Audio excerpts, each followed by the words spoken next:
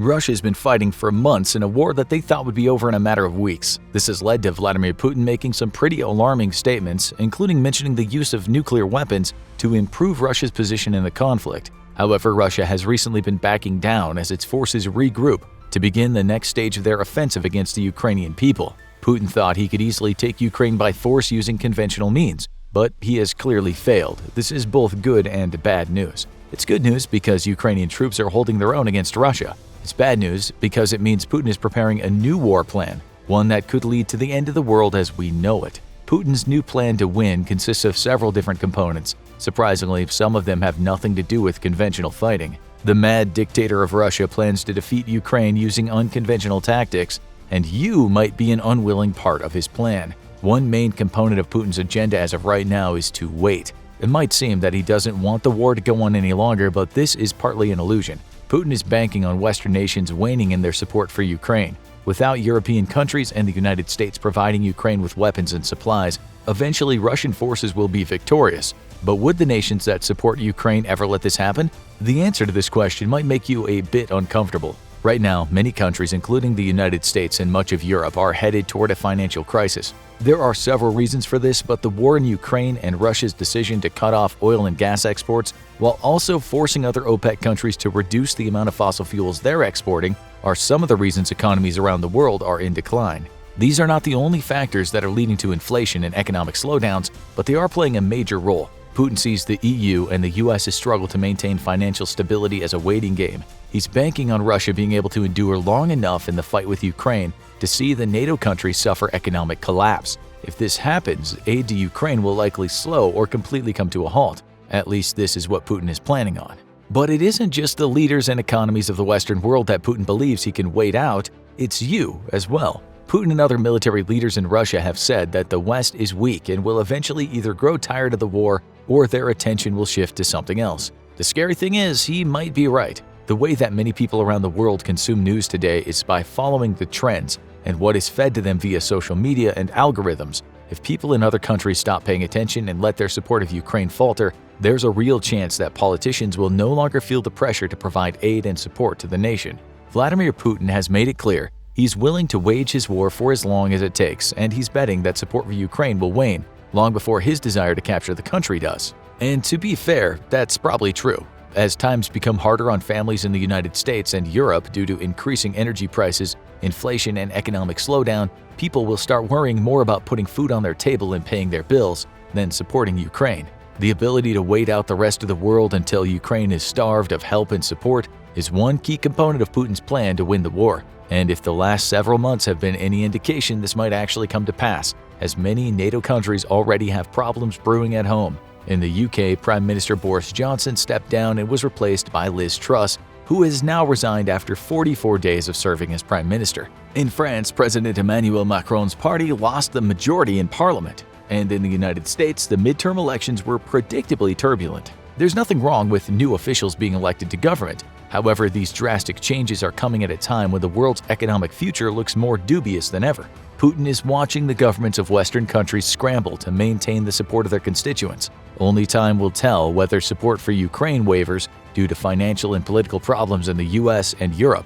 However, the longer Putin and Russian forces can hold out, the more likely it becomes that people living outside the conflict zone will shift their focus to other problems or whatever the next big crisis is. Because let's be honest, there always seems to be a new threat looming just around the corner. Another key component in Russia's plan to win the war is misinformation. Putin and his cronies have used misinformation for decades now to control the country, but when it comes to war, they're taking this tactic to new levels. Using the state-run media, Putin is brainwashing the Russian people by claiming the Western world wants to use cancel culture to erase their identity. He's taken things a step further and even claims that the West wants to censor the Russian people themselves, and he is just fighting for their freedom. In reality, Putin has stripped away the very freedom he's promising his people. The spread of such lies has unified certain extremist groups and Russian citizens who may not have initially thought the war was necessary. However, the manipulation of the truth doesn't stop there. Every day, the people of Russia are told that the special operation is going well, yet it's taking longer than expected. But Putin reassures them that everything is going according to plan and nothing will stop them. To further demonize the enemy, Russian Foreign Affairs Ministry Sergei Lavrov has even used the media to spread misinformation, such as Ukrainian President Volodymyr Zelensky being a Nazi. This is an especially surprising tactic as Zelensky is Jewish. The misinformation being spread by Russia to its citizens and onto the internet for conspiracy theorists around the world to see is extremely dangerous. It's also all part of Russia's plan to make sure the public remains on their side in the war against Ukraine. Russia obviously knows they are a major supplier of oil and natural gas to much of Europe, especially Germany. Therefore, cutting off this supply of fossil fuels has already caused many Europeans to suffer at the hands of astronomical utility prices. The reality is that many people in Europe will not be able to pay their bills and could have their electricity or heat shut off in the coming months. As the Northern Hemisphere heads into winter, the reduced amount of fossil fuels coming into the EU from Russia is going to cause huge problems, and Putin has built this into his plan to win the war. Multiple high-level officials in the Kremlin have bragged that EU residents will be feeling the impact of these sanctions more than Russia will. The plan is basically to hold the citizens of the EU hostage by taking away oil and gas, which will cause prices to skyrocket and support for Ukraine to diminish. Russia also hopes that this will result in civil unrest and force European governments to focus more on what's happening at home than aiding Ukraine in their fight against Russia. They're also betting that as people in Europe suffer, the governments will lift certain sanctions on Russia. All of these things would help Russia win the war in the end. It's become abundantly clear that relying heavily on Russia for energy resources was a huge mistake, a mistake Putin is now exploiting. But it's not just in Europe that Russia's hoarding of natural resources is being felt. Even in the United States, gas prices are again on the rise, making many Americans extremely upset. Russia believes that as oil prices increase, NATO countries will be more willing to loosen restrictions to bring oil and gas prices down to keep their citizens happy. Unfortunately, this would allow Russia to do even more damage in Ukraine. Putin is leveraging a Western world's reliance on fossil fuels to force governments to give him what he wants. As a people, citizens in the United States and Europe might accept these rising costs and maintain their support for Ukraine for a time, but when families can't afford to heat their homes or the increased gas prices become too much of an inconvenience, pressure will be put on elected officials to do something by making a deal with Russia. Again, this is another part of Russia's plan to win the war.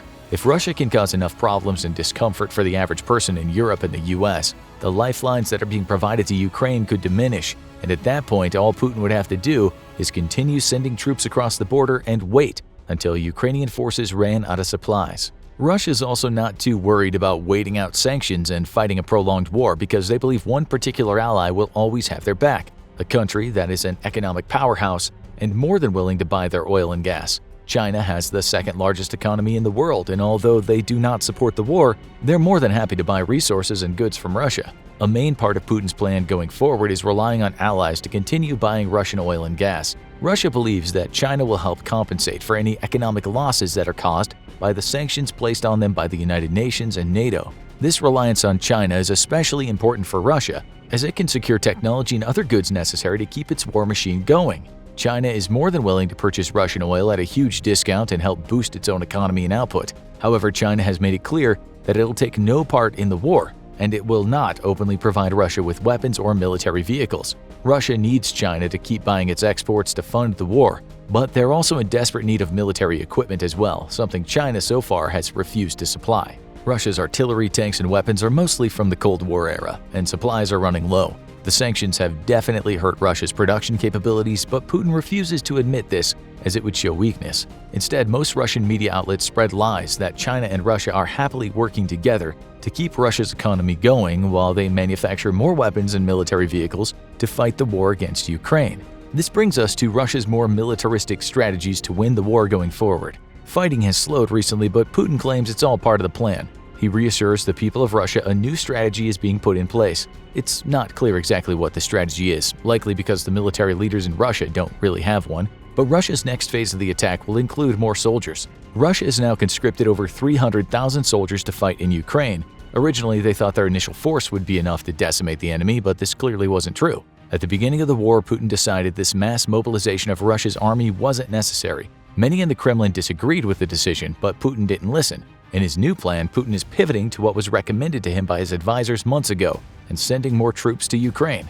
Putin won't admit it, but ever since he's ordered the conscription of more troops, over 200,000 Russians have fled the country. It's clear not everyone believes the nonsense Putin and the Russian leadership are spewing. At this point, even if something happened to Vladimir Putin, such as an assassination or getting eaten by a Russian brown bear, the war would likely continue.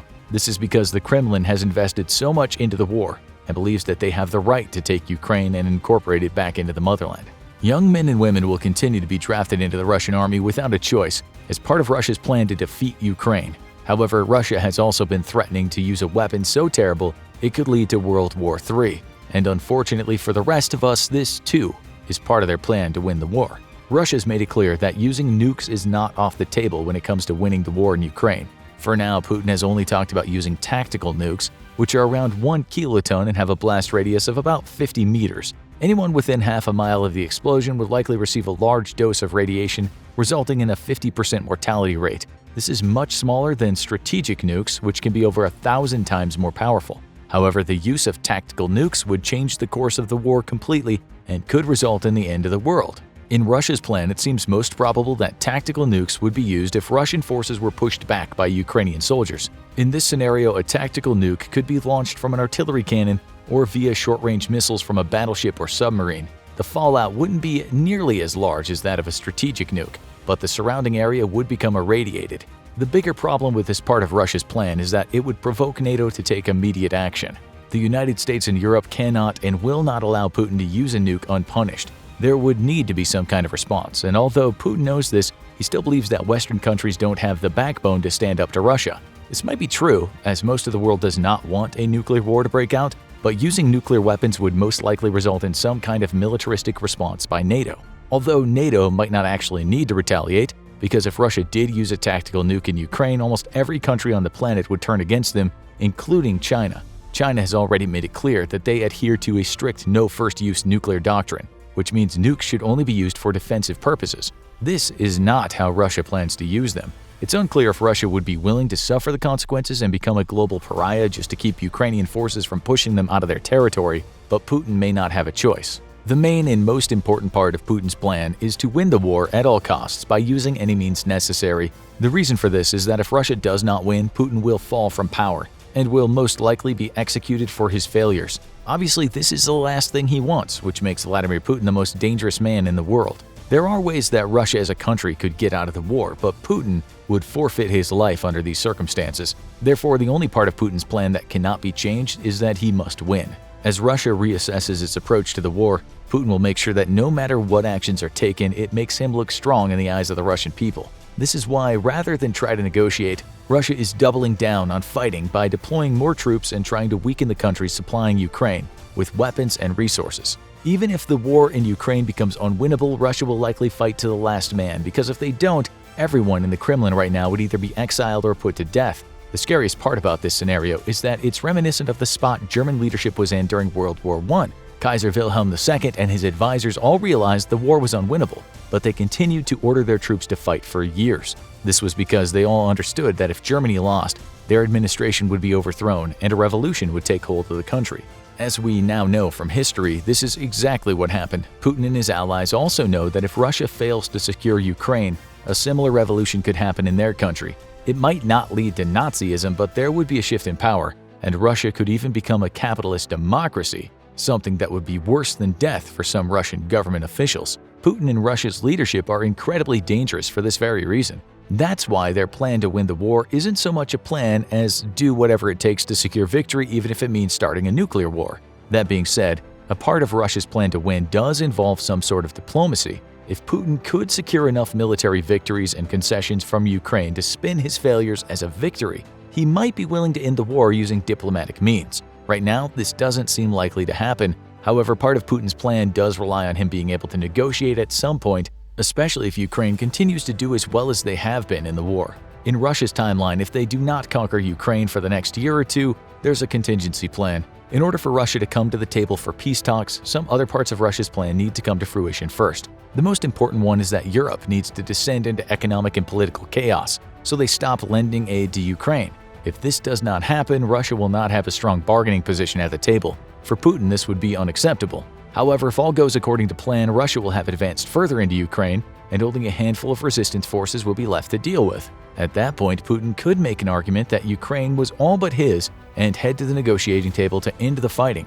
Even if Russia wasn't guaranteed to win, reduced foreign support might cause Ukraine to give in and concede on some of their demands. This could still result in parts of Ukraine, such as Kyiv, remaining independent as long as most of the country becomes the property of Russia. Obviously, this is not the optimal outcome for Ukraine or NATO. However, if economies are in shambles and countries stop sending military supplies to support Ukraine, this might be the best deal they can secure.